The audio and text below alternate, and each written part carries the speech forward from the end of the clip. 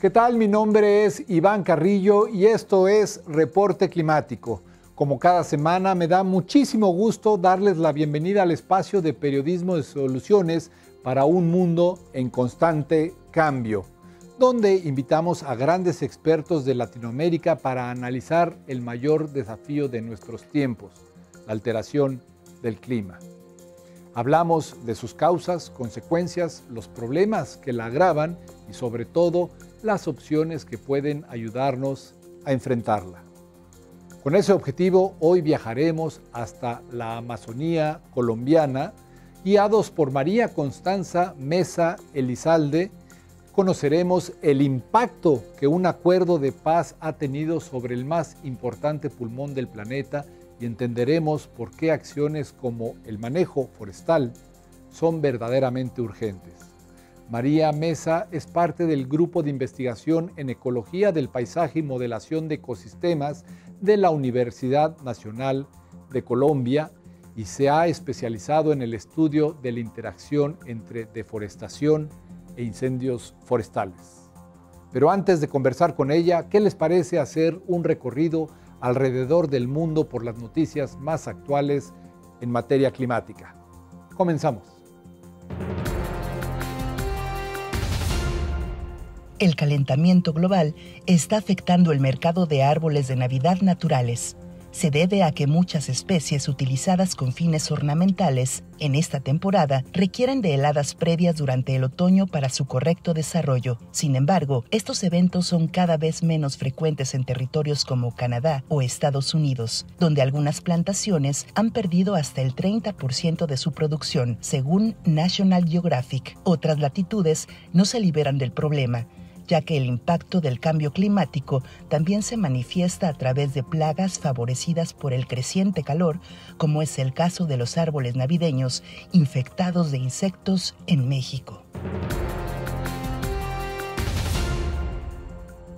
Las aguas subterráneas son una amenaza silenciosa del cambio climático en las costas del noreste de Europa, Reino Unido, África, Sudamérica y el sudeste de Asia. La razón es el aumento de la temperatura del planeta, que a su vez provoca la subida del nivel del mar. Mead Technology Review reporta que cuando esto ocurre, el agua salada no solo invade la superficie de las ciudades, sino que previamente se filtra al subsuelo, empujando hacia arriba al agua dulce subterránea, que es menos densa. El fenómeno suele ser ignorado pese a sus posibles efectos. Los Andes peruanos resguardan una promesa frente a un clima cada vez más cambiante, reportó The Guardian. Durante generaciones que se remontan a tiempos prehispánicos, los agricultores de esta zona han domesticado plantas que no solo son capaces de soportar heladas, granizo, sequía y lluvias torrenciales, sino que pueden adaptarse a distintos ambientes, desde los soleados valles hasta las frías montañas. Con 180 especies y cientos de variedades vegetales, Perú posee uno de los sistemas agrícolas más diversos del planeta y constituye una fuente de conocimiento que podría contribuir a la seguridad alimentaria en un mundo azotado por la crisis ambiental. Los bosques son una de las mayores esperanzas para mitigar el cambio climático, ya que retienen el gas dióxido de carbono que de otra manera escaparía a la atmósfera y calentaría aún más el planeta. En este sentido, América Latina presenta una gran ventaja, pero también una enorme debilidad. Es muy importante saber que en Latinoamérica tenemos más del 11% de los bosques a nivel mundial y que estos bosques en los últimos años, en los últimos 10 años, han tenido unas tasas muy aceleradas de deforestación y que de hecho están asociadas a los incendios. Esta relación es lo que más preocupa a los especialistas, pues aunque los bosques son capaces de recuperarse de los estragos del fuego en nuestra región, rara vez se les da esa oportunidad. Por ejemplo, un estudio que se hizo, que fue coordinado por la doctora Dolores Armenteras, que es la directora del grupo de investigación al cual estoy vinculada, encontró que más del 40% de los bosques de Latinoamérica se quemó una vez. Pero ¿a qué viene esto y por qué está asociado con deforestación? Porque solo basta con que muchos bosques se quemen una sola vez para que ya se conviertan en otros usos. De hecho, el 48% de los bosques que se han quemado en Latinoamérica entre el periodo del tiempo comprendido entre 2001 y 2018 se convirtieron a otros usos, principalmente pastos. En el caso particular de Colombia, más del 60% de la pérdida de bosques se concentra en la Amazonía. María Constanza Mesa Elizalde nos explica por qué existe esta distinción. Si hablamos de la región amazónica en general, pues la cuenca que involucra pues varios países, digamos que en todos es evidente que hay procesos de deforestación y pues las causas de la deforestación en las diferentes partes de la cuenca pues están asociadas mucho a las políticas de cada uno de los países. Lo podemos encontrar en zonas como Brasil, que la deforestación está asociada mucho a las políticas sectoriales que pueden variar entre gobiernos.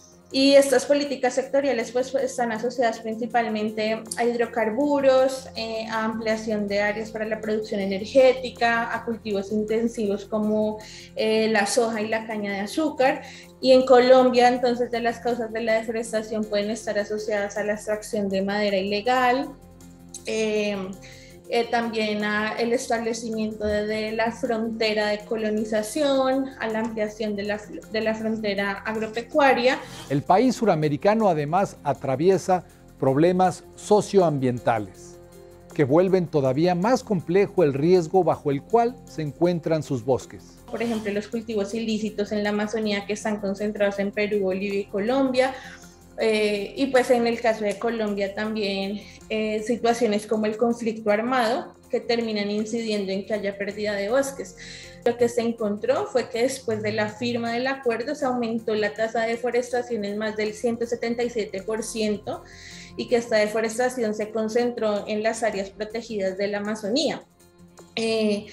Entonces, después de la firma del acuerdo se perdieron más de 330 kilómetros cuadrados de bosque dentro de las áreas protegidas. El pacto al que se refiere María Mesa se concretó en 2016, luego de más de 50 años de enfrentamientos entre el gobierno colombiano y las denominadas Fuerzas Armadas Revolucionarias de Colombia.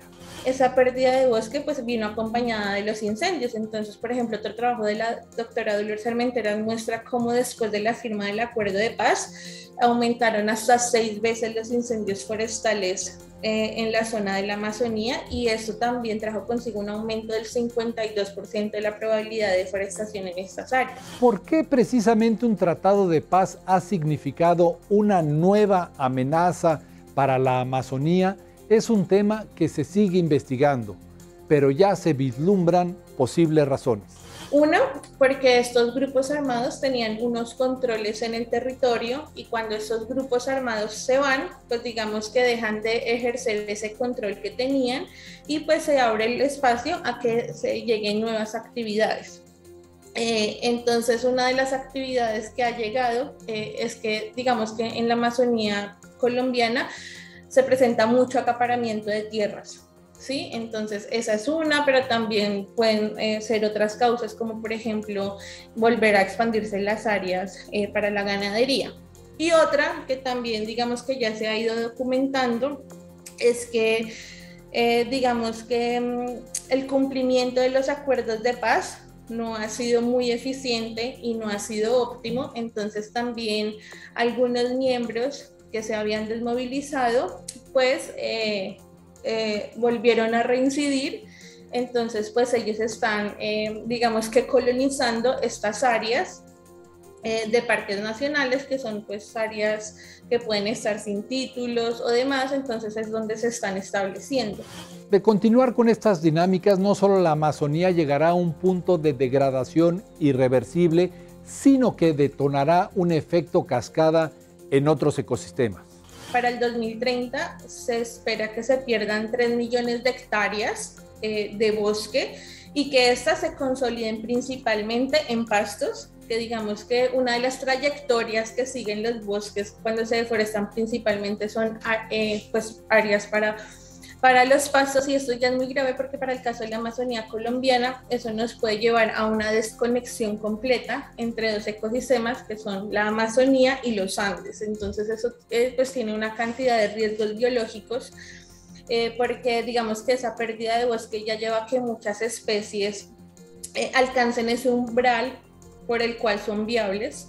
Y se afectan procesos de dispersión, de interacción de especies de fauna. Pero aún hay una alternativa para evitar la mayor de las catástrofes en la Amazonía. Se trata del manejo o gestión forestal. Involucra el uso y manejo de los ecosistemas boscosos de una forma sostenible para que se puedan seguir garantizando la provisión de recursos también para las generaciones futuras. El manejo forestal, de hecho, también algo muy bonito que involucra es que se busca, digamos, y como se ha manejado en los bosques tropicales y se ha concebido, es que lo ideal es que sea un manejo participativo y que involucre a las comunidades en todo el proceso. No solo que las comunidades se vean como unos participantes consultándoles qué es lo que se va a hacer, sino que estén participando de forma activa en la decisión de gestión de esos recursos. Y pues que eso implica que para que las comunidades puedan participar, pues que se tenga que estar dando también un fortalecimiento de capacidades de forma permanente, y que este fortalecimiento de capacidades no sea como solo venir y darles información técnica, sino que sea totalmente adaptado a las necesidades y al contexto en el que están cada una de las comunidades. En este contexto, ¿es posible enlazar los conceptos de conservación de la naturaleza y pacificación? Muchos de los conflictos que se presentan en los territorios son porque hay diferentes percepciones sobre cómo se debe utilizar un recurso. Y esas diferentes percepciones no siempre son involucradas en el diseño de políticas, sino que hay unas asimetrías de poder y en el diseño de políticas pues son involucradas las percepciones y los intereses de quienes tengan más poder en los territorios, ¿no? Entonces, en efecto, algo que sí tenemos que consolidar alrededor de los recursos en Latinoamérica es la gobernanza de los recursos, en donde no solo se involucren las diferentes percepciones, sino que haya un equilibrio de los intereses en el diseño de políticas. El siguiente paso es hacer que este tipo de recomendaciones se conviertan en exigencias y compromisos de parte de todos los sectores sociales. Es otra cosa que es importante tratar cuando hablamos de manejo forestal, porque muchos de los dineros que van para el manejo forestal no necesariamente vienen de una inversión directa de los países, sino que sabemos que están involucrados otros países que nos dan cooperación internacional para como establecer todos estos procesos. Pero entonces, algo que se tiene que hablar es si esto nos está permitiendo llegar a una gobernanza o si simplemente en los países estamos estableciendo unas acciones porque hay plata de por medio. Nosotros hace poco estuvimos trabajando con gente en el Guaviare. El Guaviare es un departamento de Colombia que está en el arco de deforestación del Amazonas colombiano. El Guaviare es uno de los departamentos que tiene las mayores tasas de deforestación porque está perdiendo bosque de forma muy acelerada. Entonces aquí se han establecido bastantes programas de cooperación internacional para reducir la pérdida de bosque, pero la gente de hecho ya también se está cansando de esas dinámicas. En efecto se están implementando actividades participativas, pero la participación de la gente termina siendo en la consulta, en que se les da la información, pero que tanto sí se están aterrizando esos programas a las necesidades y al contexto de la gente. Muchas gracias por habernos acompañado en Reporte Climático, periodismo de soluciones para un mundo en constante cambio. Mi nombre es Iván Carrillo y espero encontrarme con ustedes en la próxima emisión.